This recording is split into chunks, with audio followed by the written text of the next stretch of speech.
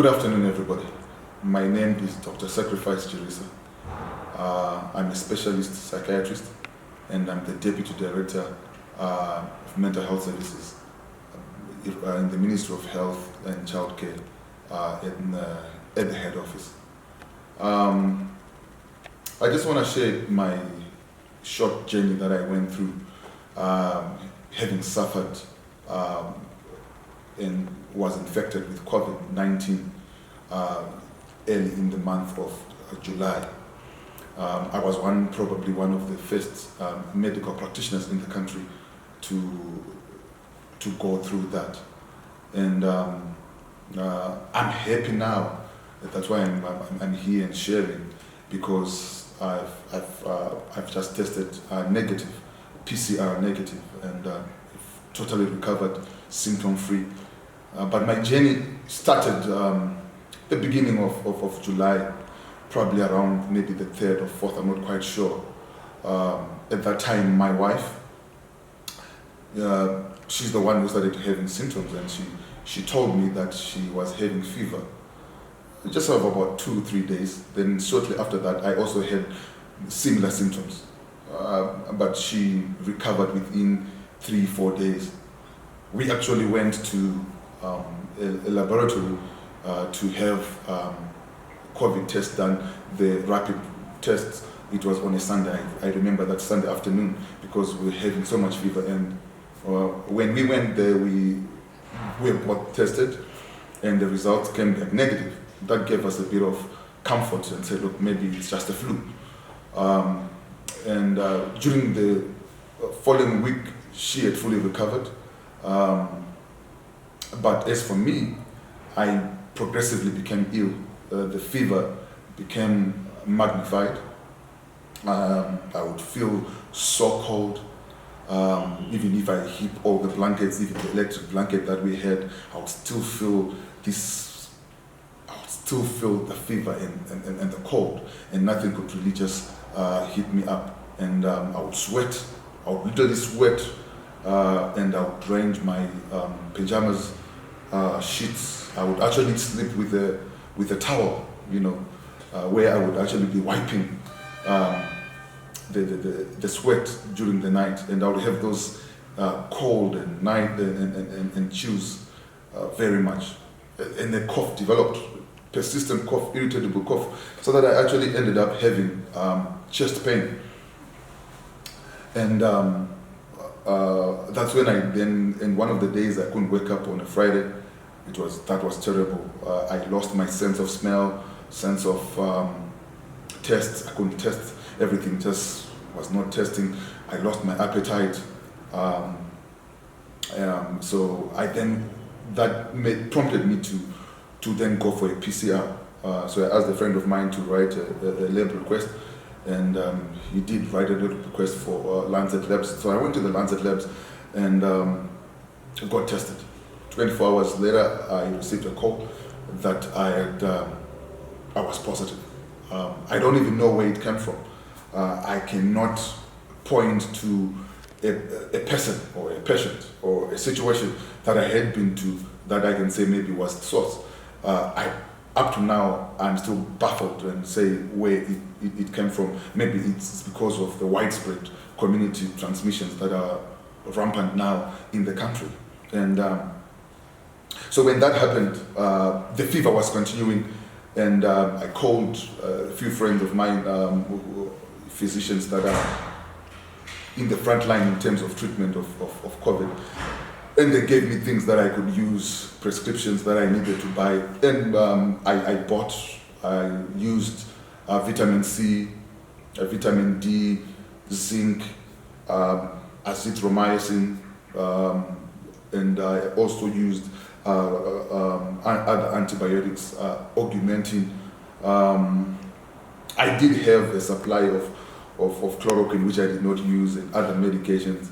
I think those ones, my physician told me that, look, these ones you use when you are now very serious, but for now, you use these ones. So that's what I used.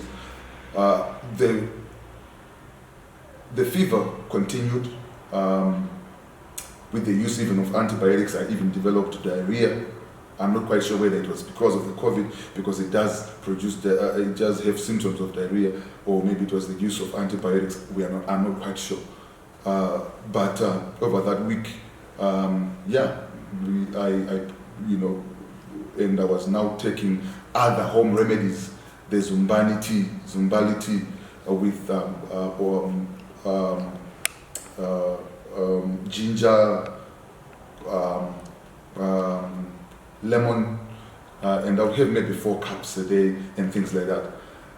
The most difficult thing that went through my mind was the psychosocial, because I was in the top 1,000 in this country, probably the first medical doctor to test positive, and I was afraid.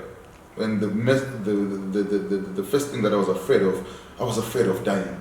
After having seen all those people in Italy, in China, even locally who were dying, I had an underlying cause, hypertensive, on treatment. So all those thoughts came. I was not sleeping. I was quiet. Didn't want to talk, and so those are things that will happen to you when you are in isolation. You are also by yourself. I had friends who would come and they would bring supplies, or they would bring medication or something like that, and they would literally throw the medication over the gate, and they would stand way there. I thank them. Obviously, they needed to be safe as well. While I was in isolation, it was 21 days. My child, my last born, grade 2, also became positive, and the reason was it was so difficult to keep him. He could not understand the isolation process, so he would just run. But the others that were grown, they would stay in their rooms, stay far away from us. And when the rapid team came to test the rest of the family, the rest of the people that stayed away were negative. But my child, obviously, and my wife, because they were so close, my wife was really the one who was nursing me, all became positive. But I'm also happy to report that now they're all tested negative. And my child just felt ill for a very short time, probably one day. That day he wasn't sleeping. He said he had a headache, a fever, not playing, not eating, just one day. And the next day he was up and running. And so the other two had mild forms of the COVID. I probably had them moderate because I was ill. It was a bit prolonged over almost 2 weeks.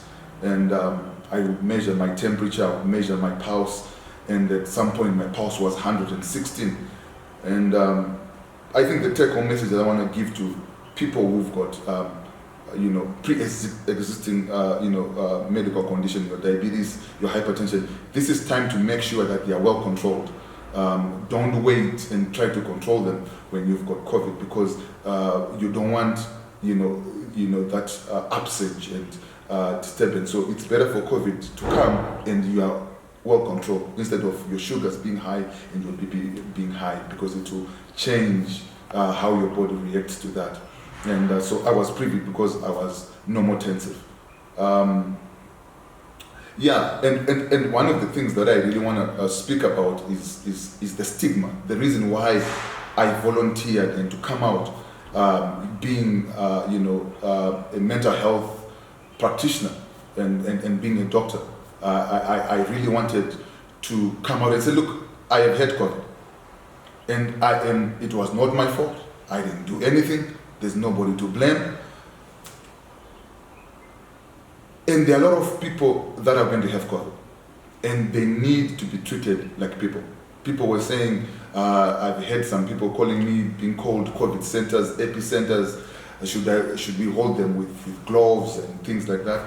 But I'm saying that discrimination and stigmatization of somebody who have suffered or going through COVID is bad. At that point, all you need is support, all you need is care, all you need is to know that somebody cares about you instead of being stigmatized. And so that's why I came out, so that we try to break the stigma.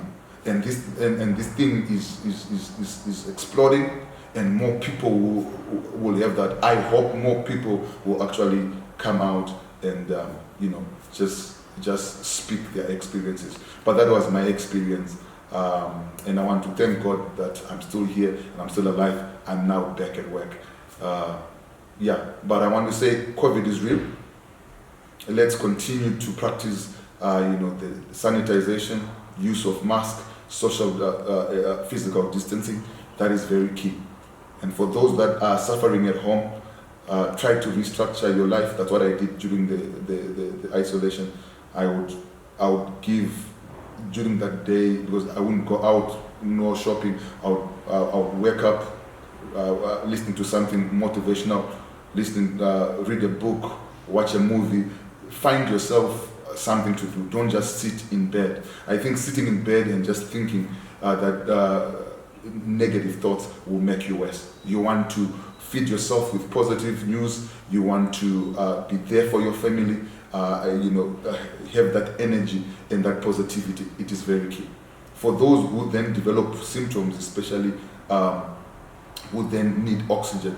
And how you know you need oxygen is you run out of breath. You cannot speak a sentence without gasping. So you'll be speaking like, but if you can finish a sentence, you probably don't need oxygen. But if you can't finish an oxygen, and the most important thing about oxygen, it is early oxygen therapy. A lot of people are dying because they are coming to the hospital late. They are receiving the oxygen late. Let's when you see yourself now starting to struggle with breathing, please go and get oxygen support. It helps the rest of your organs to stay alive, and so that you don't deteriorate further. I just thought I would just bring this, and just help somebody who is out there. Thank you so much for listening. Please spread, like it, share. I hope it will help somebody. Thank you.